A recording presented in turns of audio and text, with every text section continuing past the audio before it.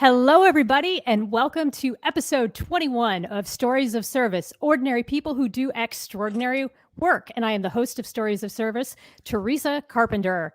And today, as I always say before every episode, we have a very, very special guest. And today, we have a guest who is not of the military variety. And I always love it when I have the guest who may have some familiarity with the military, but they do other things to give back and be of service. So with that, I'm going to introduce you to Will Brimstone. And I may pronounce this, and you please correct me if I say it wrong. Just Brimstone's fine. Just Okay. Brimstone. That's how I'm known. All right. Brimstone has had a successful and rewarding career spanning well over 4 decades, participating in numerous entertainment fields, boasting a list of titles including professional wrestler, radio host, professional podcaster, actor, voice actor, author, musician, philanthropist, food critic, horror model, comic book, animated children's book, video game hero. He's been called a Renaissance man by many, but more accurately described as a well-seasoned entertainer and serial entertainment entrepreneur. As a child actor, he made appearances on iconic pop culture shows such as Sesame Street and Romper Room, and he later became known for in his career in professional wrestling, where he made countless appearances worldwide for the leaders in sports entertainment and throughout the independents. Brimstone has a long history appearing in various films, television programming, short films, documentaries, video game, voice acting, and cameos in music video. And he prides himself in acting as a spokesperson for the Stan Lee Foundation, Jamie Isaacs Foundation, Rockers, Actors, and Athletes Against Driving Drunk, and an annual guest speaker for the Celebrity Sports Night and Long Island Latinos Teachers Association Men's Conference, which is aimed at paving educational paths for young men. Whether it be poking fun at himself by shucking clams or visiting the United States Cerebral Palsy Foundation to give out stuffed animals and spend time with the kids, Brim has a heart of gold and will do just about anything to support a good cause. Welcome to the show, Brimstone. First and foremost, I want to say thank you, Teresa. Finally, Brimstone has made it to the Stories of Service podcast, hanging out with you. It's going to be an epic day. I'm super excited, and your smiling face is making me happy. I'm getting all warm and tingly inside, so this is a good thing. This is a positive. So let's do this. And happy Veterans Day. I know this was the other week, but happy Veterans Day to you and to all your listeners and viewers who are in the military. I know this is a military-based show, and I, of course, support 100%, actually 200%. I've done a lot of things with, different groups of military. I've done appearances at Fort Totten here in New York, and a bunch of them all over the country. And my father's a Vietnam vet, as I think you know. So, I'm happy to be here and happy to support. And, let's do this. All right. Well, thank you so much. First off, I just want to kind of start off with a little bit of your backstory and how you got started within the entertainment industry. So, I mean, we're going way, way back. I'm 47 now, and I started when I was about 5 years old. My mother, was always about, oh, my son, I should bring him in and put him on TV and blah, blah, blah. And, she actually had brought me into Manhattan and got me a couple of agents, which I found out that I had more agents then than I do now. Hilariously, after my mother passed away a few years ago, we're going through everything and we were selling the house. And I found like all the old contracts and so forth, which was crazy. But that being said, she brought me into Manhattan, and I was probably about 5, 6 years old tops. And I had auditioned for different shows as well as different commercials, and I wound up becoming a child actor on Sesame Street briefly, and Romper Room. So I was able to do both of those shows, which was incredible and fantastic experience. And then in terms of the commercials, I remember auditioning for everything from like A1 steak sauce to Rice Krispies and so forth. But since my mother and my father were divorced, and they were both like back and forth about when I had visiting times and all that, it kind of cut everything short, because it's really, really hard to have auditions and bring me into Manhattan if you're talking about, all right, well, I'm supposed to be at my father at this time to this time and on these days and so forth and whatever. So it just cut it short, and it is what it is. But later on, I wound up falling in love with drumming. I became a drummer, went through school as a drummer, went into college as a musician, toured the world in music. Then I, decided I was done with the 5-way marriage, then went back and got into pro wrestling, toured again. And, and the rest is history and continues from there.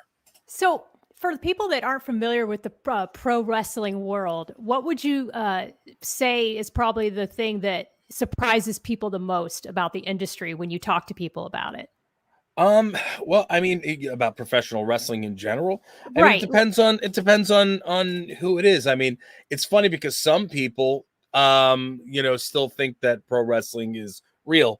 It really depends on what part of the world you're in, and other people are, very, some people are just very, they feel like pro wrestlers are just dumb idiots that get in the ring, and that's people's idea for some reason. Big muscle bound or not so muscle bound guys who don't have a half a brain in their head, and that is a stigma that a lot of wrestlers get, and it pisses me off because I'm the last thing from like Right. Sure. somebody like that. So for me, I mean, a lot of people are shocked, when I can come across and speak full sentences, and and I have a business mind, and I run multiple businesses as well as the Brimstone brand and the other brands, and have And Hound Comics, and oh yeah, my God, and the barbecue sauce. And yeah, I mean, it's just the breadth and scope of things that you have going on. yeah. And what do you think you attribute that to? Like, what is it about you that you think made you decide, okay,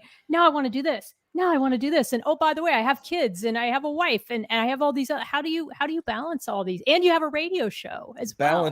Balancing is a difficult thing, but I have a great schedule, and my wife is actually miss schedule, so you know what I mean, like between the two of us we kind of make that all work. In terms of what do you call it, why I'm doing it, because one, I believe I should put into the world what I'd like to exist, you know what I mean, Right. and to be completely blunt, I'm also the kind of guy that likes to do different things and to expand into as many different things, because if I'm interested in it, I want to be involved in it. Right. So I like food, I like food products, I did a food series, and why not do food products with it? Why I like coffee, why not put out a coffee line? I like comic books, why not get involved in that? So and when I get into these things, I get in 200 300%. I want to make sure I understand the industry before I do it. I get to know it, I learn what I'm supposed to be doing, and I meet the people I need to meet, and I become part of that industry. So it's not like I'm gonna make it happen. I go in there, I do the research, and I work it out. Another thing that I've always done is, and a lot of people go, well, Brim, you've done so many different things in so many different fields, why, and so forth, and how did this happen? And I'm a big true believer of what's the next natural progression. So the next Mm. natural progression here per se for pro wrestling, wrestlers in general are what? People look at them just like they do, the people in the military. These are real live superheroes. They're getting up there. They're, in the military, you're out there, you're fighting on, in the fields, and you're doing what you've got to do to make this a free country, right? In terms of what we do, we're in the ring, big guys tossing, or women tossing people around, you know what I mean? We're superheroes, we're real life superheroes. So that being said, I said, well, I don't want to be 60 70 years old still bumping around in a ring. I have a persona, a gimmick. What am I going to do with this? And I wound up flipping it into the comic book. So what do you call it? The comic book series, Brimstone and the Border Hounds came to life. What's the next natural progression of the comic book? Well, I love the fact that a lot of my followers are not only older, you know what I mean, because they've been watching me for years, but what do you call it, but they have kids of their own. So I said, well, why not do a kids book, a kids version of the Border Hounds and the Brimstone comic, but really watered down for the children, and this way the kids and the adults can both vibe on the same characters together. So there's the kids book. Since I was going back out on tour to promote all that stuff, I told my director of operations at the time, who I'm still friendly with and very close with, Aton Wish, who is also a food hound, and I'll explain that in a minute. What do you call it? He I said to him, I go, look, if I'm going to be out on tour, I'm going to do all these Comic Cons and do these signings. I said, I need to do more than just sit and do trains, planes, automobiles, the hotels, motels, Holiday Inns, you know what I'm saying, the Right. convention Exactly. centers. I want to see where I'm going. So Hmm. he goes, well, what do you want to do, Brim? I go, well, I like to eat. He goes, yeah, we know that. I said, you're a jackass. Then I said, I said, I like to talk. Of course, he goes, we know that. I said, screw you again. And then what do you call it? Like I said, why don't we do some kind of a foodie show? And we wound up putting together Food Hound Tidbits, where we would bring people from the conventions to 5-star, from the conventions to the tabletops of 5-star restaurants and mom and pop hot dog shops. I'd always bring one of the other celebs, one of my friends or two of my friends with us. They would do the thing with us, and there we go. We started the foodie thing. So I like that. It's almost like you have one idea and then you just sort of expand upon it, or like you said, what is the next thing? And I think we all can do that in our lives. We like, yeah, even with me and this podcast, who knows where what the next evolution is going to be? But I'm always in the back of my mind thinking, okay, I've got this project now, but where can it lead? And sometimes you don't know. You don't know exactly where it's going to lead, but you have an inclination because it's something you're interested in and it right, fascinates you and you want to learn more about it. And so right. you have this opportunity with all these businesses to do these things. What do you think would be some of the ways in which you handled those times when some of these ventures didn't work out so well? How did you overcome that? Because that has to be also part of this. At the end of the day, there are things that happen. There are people that get involved that are not necessarily good people. Unfortunately, when you're in a power position or a position where you're in the public eye, there are a lot of people that want a piece of you or that want to, jump on coattails. And, so it's very hard. That's why a lot of people in entertainment close themselves off. They don't want to be involved with people. They don't make real friendships because everybody always wants something. And Hmm. so one of the biggest issues is, I had been very trusting, and I gave 100% trust when people didn't necessarily earn it. Now people have to earn it before I Right. let that trust go. But that's been the biggest issue in my entire career, where somebody takes my trust and stomps on it, and now you've got to Hmm. take it, and you're taking 10 steps back, and but those 3 to 10 steps back are the seeds that I use to plant and move 20 steps forward. You know I what I'm love that. saying? Those are I the do. I love that. so that's the fail. When you screw me once, shame on you. Screw me twice, shame on me.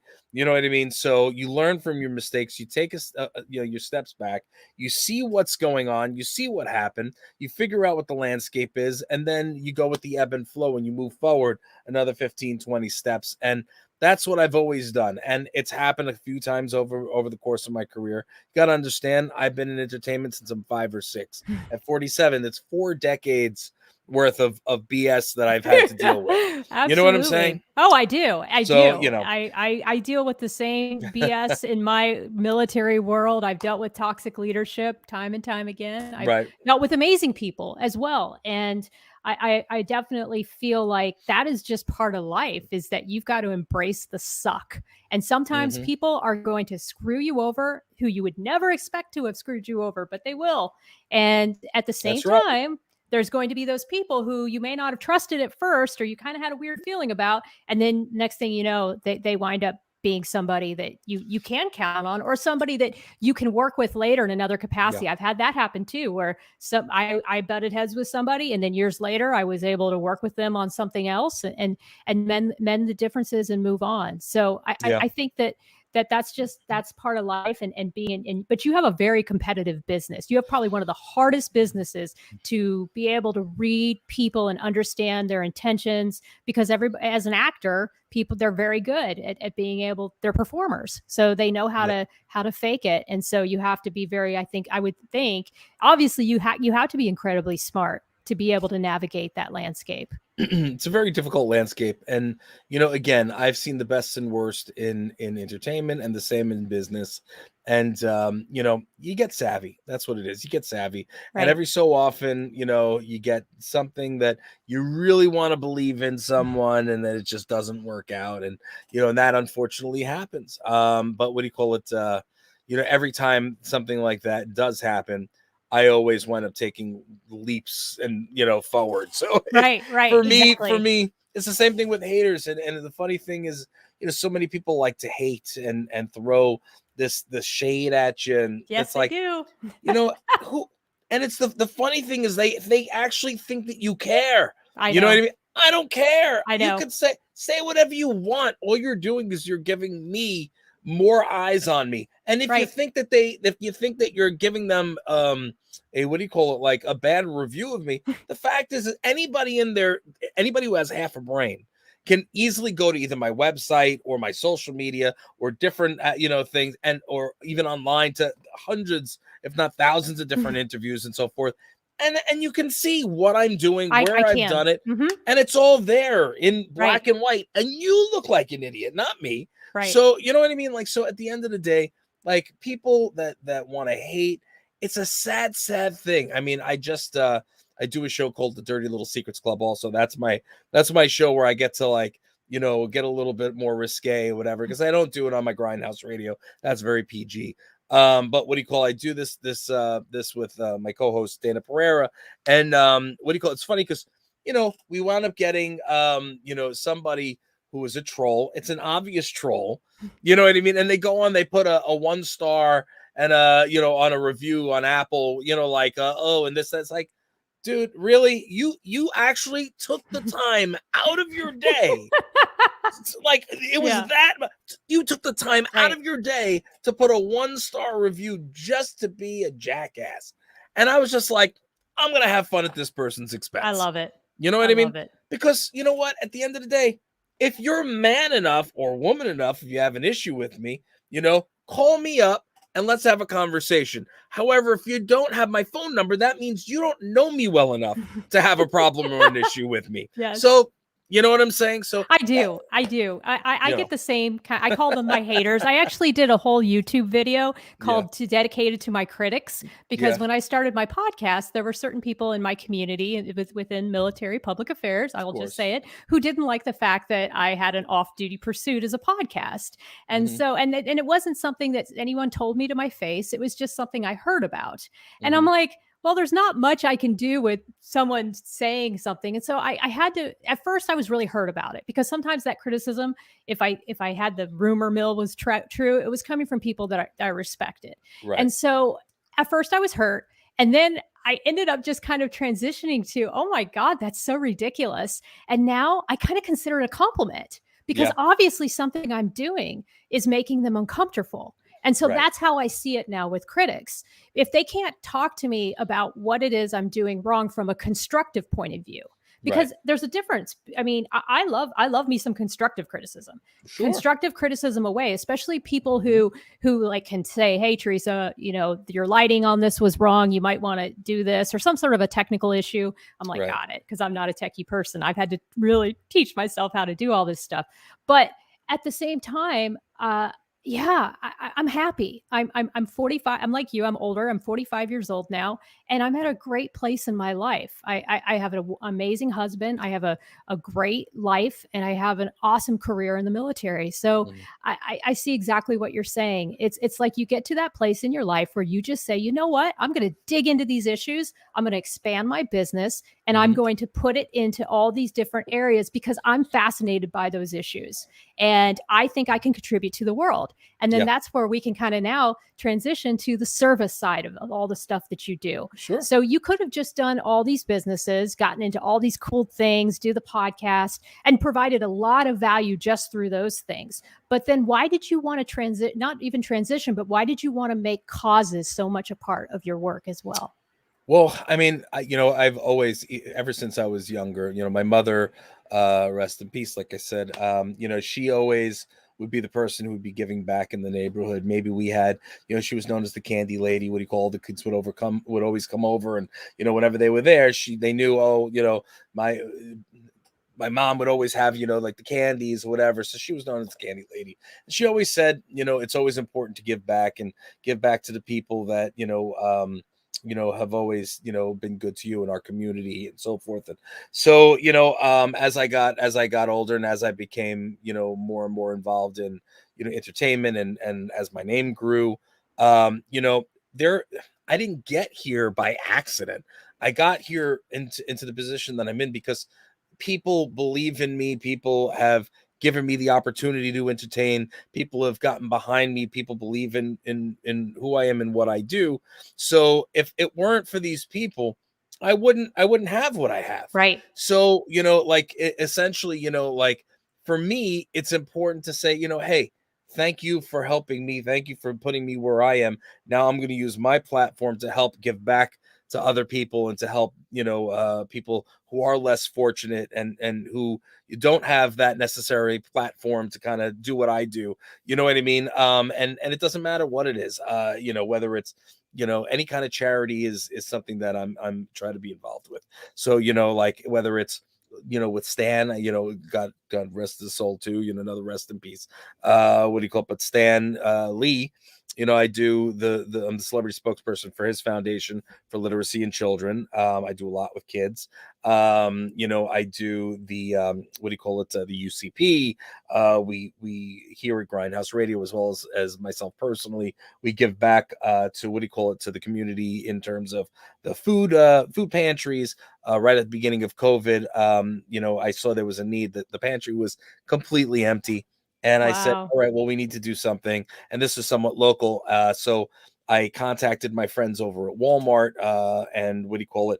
Between them and the Grindhouse Radio, we did thousands of dollars of products, That's awesome. and I delivered them personally to the pantry and filled I them up. love it. So, like, again, I don't have to do this stuff. I Right. want to do this stuff. You know what I mean? Important. And I wish that more people would take, and I don't do it for the like, like, oh my goodness, oh, it's so great, you give back and blah blah blah. Yeah, great, thanks. I appreciate that. I'm not doing this for you. I'm Right, doing this right. for the people that need it. You know what I mean? I'm not doing this for the oh, thank yous. I'm doing No. this for the, because it's the right thing to do. Nobody knew when we did the food pantry thing. Nobody knew. We weren't promoting it. We didn't go to the news and say, look what we did, but Right, but right. then afterwards, I'm very friendly with a lot of the politicians on the right and the left. You know what I mean? I'm friendly with Yeah, everybody. me And the too. fact of the matter is that, what do you call it? We were given, it's up on the wall, but the 2020 New York State Senate Empire Award. One of my friends, one of the senators, Kevin Thomas, had heard what we did for that, and he knows that we're always doing things and getting involved when we can. And he wound up presenting us with that award, which was beautiful. You know what I mean? That's And so it cool. brought it was a very sweet moment, because we didn't expect it. We weren't Right. looking for it, No. and but it was appreciated. Look, when you do things, you do them from the heart, or you should do them from the heart, not because you're getting something out of it. But when you are, when people do recognize that you've done something and that you didn't expect anything back, and they present you with something like that, it is a very sweet thing, and it's very, it's a beautiful thing. I appreciated it greatly. That's a very nice, big honor that we received from that. It's you know what? It's really just having an impact. Like, I came across this cattery recently where a Yeah. bunch of volunteers had built this structure, and they had the apartment complex owners pay for it, and they'd been feeding these cats for 10 years. And I went there one day and took a picture of myself in front of it and told the story of it, just to talk about the fact that instead of just killing these cats, they're feeding them, and they've shown that there is a way to coexist with these cats. And it got shared 12,000 times and led to them for an Amazon wish list now, and they got all these pictures of all their donations. And Yeah. I didn't go out there thinking any of that. And so I went back and I made a video, and now I'm going to probably do a blog about it. Just Wow.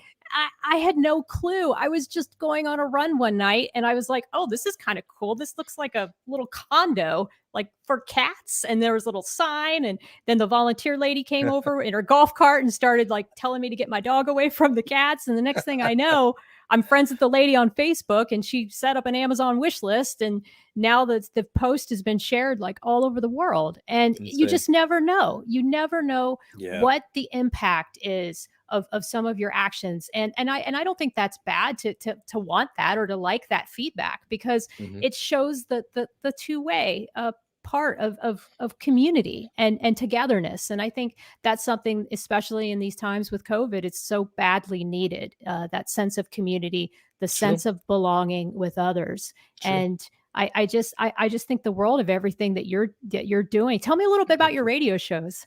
So, I mean, I do a variety of them. My main show is the Grindhouse Radio, and the Grindhouse is also a corporation, and we do have other things that go through GHR. And what do you call it? We've been around for about 7 years now. We're multi-award winning. We won 4 years in a row best radio station on Long Island. We're a 2-hour podcast once a week.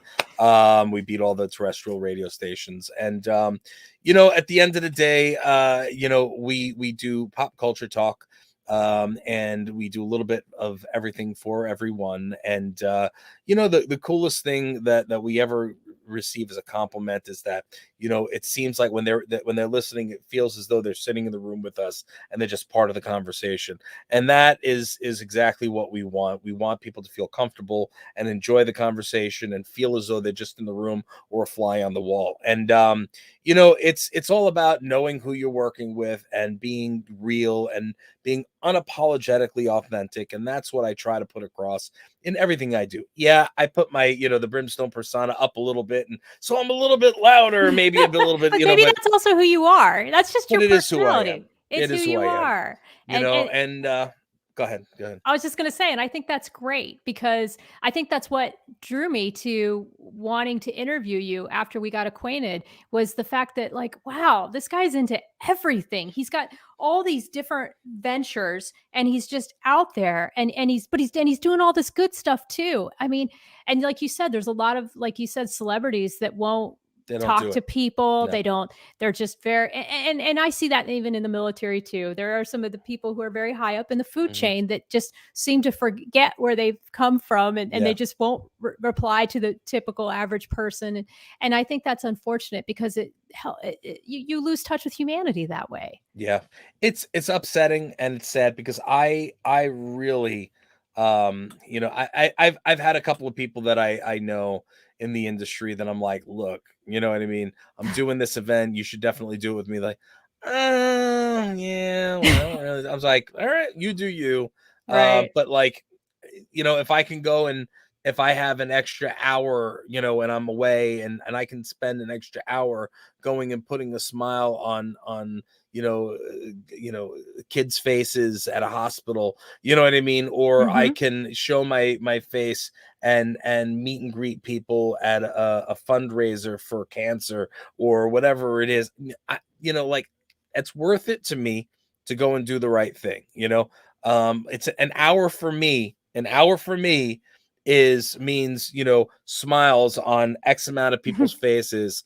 You know what I mean? And Yeah. and or additional money raised from me showing up, or whatever it is. Whatever that is helps other people, and that's it. So I can't give an hour of my time. You know what I mean? Of course I Right. can, as long as I can find the time. Now there are times where people would like me to come through, and I just can't physically do. I can't do it simply Right. because my schedule is so jam packed. But at the end of the day, I try to do as much as I can.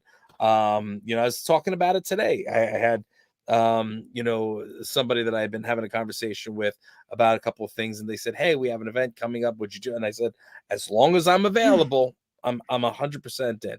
But I have to make money too, otherwise I can't do all of these things. You Right. know what I mean? I can't not make money and just do You know what I'm Just do saying? all the events. Right, Sometimes at some right. So, point, sometimes you can't do all the volunteer work because you got to yeah, think about the businesses too. right. So tell me about what are like the upcoming things that you have going on that you're excited about. I mean, I've got a lot of different things that are going on. I mean, I know you had asked about the shows, and I told you about Grindhouse, but just to take a step back, also Dirty Little Secrets Club, a lot of fun. Truly Inconsequential, a lot of fun. What do you call it? So definitely check those out. What do you call it? The Dirty Little Secrets Club, a little more risque. It's funny as all sin. But don't listen to it if you're squeamish in terms of anything to do with sex, drugs, and rock and roll. But what do you call it? But it's just a fun show.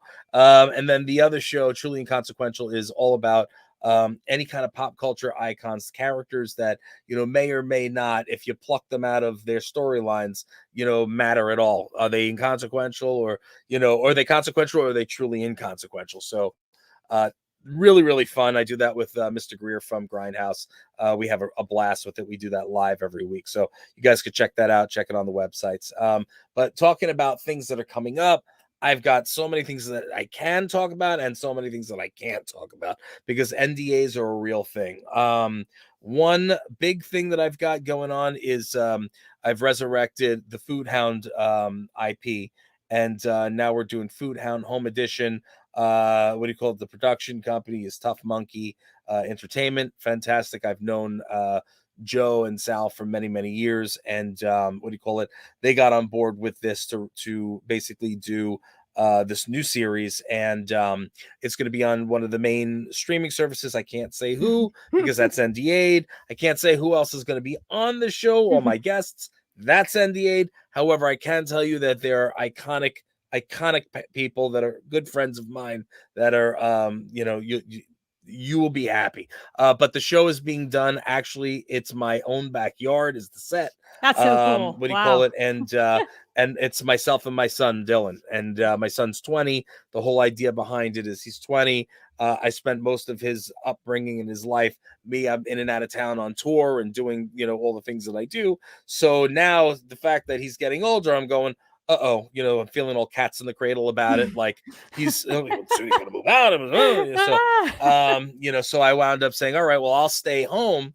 And rather than, being out on tour, I'm gonna stay home with you and we're gonna do some stuff that we love together, which is cook and spend time together. So what do you call it? We started doing that and and now and that turned into let's do it as a show. And then what do you call it? So instead, since I'm not going to be out on tour and I can't see my friends and break bread with my friends that I usually do with when I'm out, traveling around the country and around the world, they're going to be coming and breaking bread at my house. And my son is doing the cooking for us. And what do you call it? Now we've also got, celebrity guest chefs that are also going to be in the pit with him. So all barbecue and all that stuff. So Oh it's a my really, gosh. really cool show. Food Hound Home Edition. If you go to my official website, you can see a couple of clips. You go to my Instagram at the Real Brimstone, you can see a couple of clips that we released, and I'm super psyched about that. Otherwise, I do a bunch of video games. I do a bunch of voiceovers for that. I do a bunch of voiceovers for some animation. We've got some really, really cool things coming out. I just can't talk about a lot of them. Serial Killers, that should be coming out soon. What can you talk about that? What's that? So Serial Killers is a video game and an animated series. The video game's coming out first. They did a little mini animation with them a few months ago. That's online as well. And basically what they did is this guy, what do you call it, who put this together? He legitimately took all the serial characters, all the mascots, made them into crazy looking fighters, and then put them into like a Street Fighter style video game. You mean And like all the serial killers in history? no, all Oh, serial mascots. what are serial? Like the Trix Rabbit and Tony the Oh, Tiger and stuff oh, like I that. see. So they Okay. took all of these characters. That's a fun idea too. But no, they took all these characters and they put them in. They made them into fighters, and then they put Uh-huh. them into this video game. And I'm playing the lead role of Terror T, which is the Tony the Tiger of the game. Oh So man. I'm in the demo. Myself and the other character, McLucky, I believe is what they're calling him, and it's the Lucky Charms guy. So so you're gonna get the That's so opportunity cool. to do that, and like I said, there's a bunch of different things I just can't talk about. Right. I play a character called Beazle in this new show for kids called Brush Brigade. That's going to be a lot of fun. That's a cool character because it's completely opposite of the characters I normally do.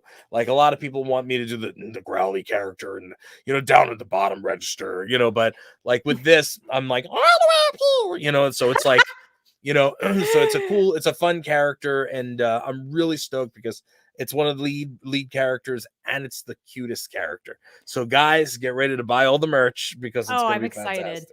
Well, I So, didn't mention this. My dad was a voiceover artist. oh So really? yes, he was a DJ in the 60s from 1960 to 1970. Oh wow. And then, and then he had a radio show in Panama when he was stationed in the army. And so he had a morning show and got really into broadcasting then.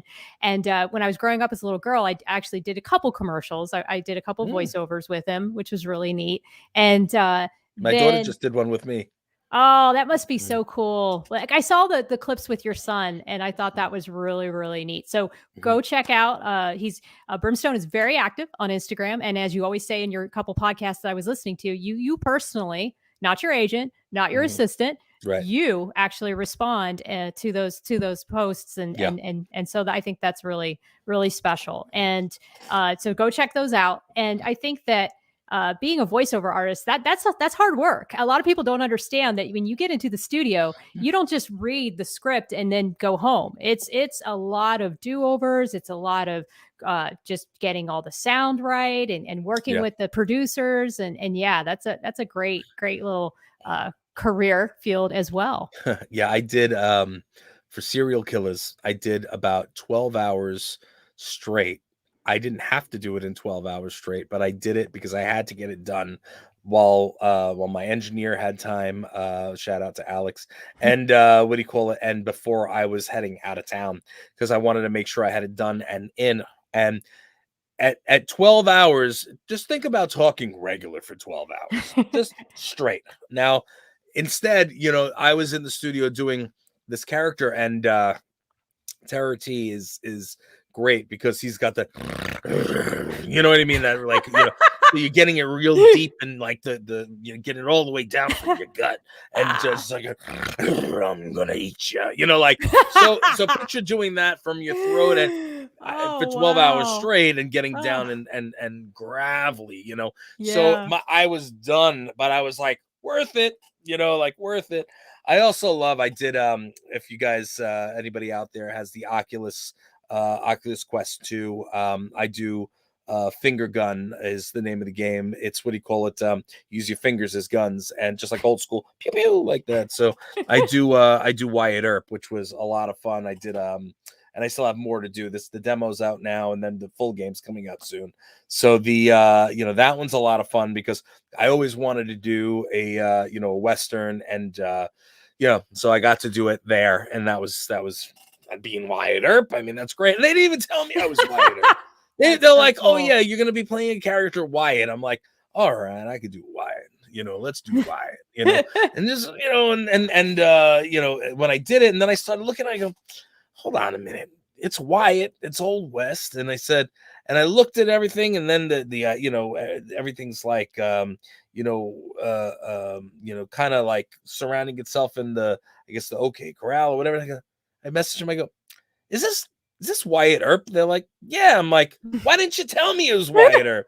But they're from another country, so they didn't, Yeah, that cultural was lost on them. Wow. But that's fun. And then I got another one, Rose and Locket, where I play the character Wrath.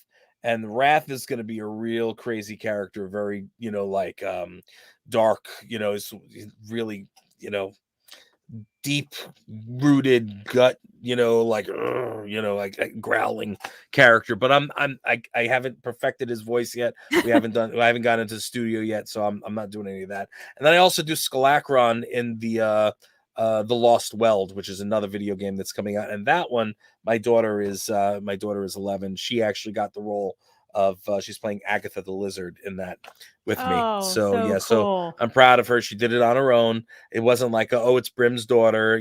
She got the Hmm. audition because she's my daughter, but she Sure. didn't get it because she's my daughter. And but that one's a lot of fun. It's really really killer cast so far, which I cannot say.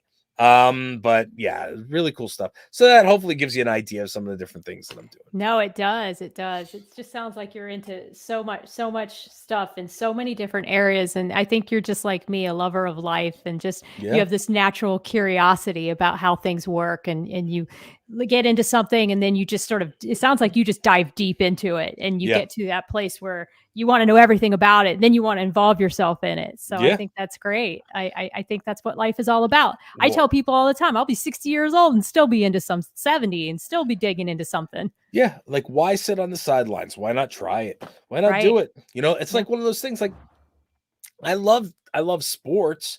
I can't stand watching sports. I like to play. If Right. I'm not playing, I have no desire to sit and watch it. Why Neither am I do going to I. watch other people running around the field? No. No, exactly. I'll get out and I'll play, but not now because my knees are all screwed up. But I'd prefer to play rather than standing on the sidelines. And that goes for anything that I do. I'm very, very business minded. What do you call it? I know how to sell. I know I'm not lazy, and I know entertainment left, right, and sideways. So I kind of, everything is all wrapped into one, and I just like to be a part of everything and put into the world the things I wish existed. And when it's time for me to go, you know what I mean, leave a legacy and leave the world a little bit better than it was before.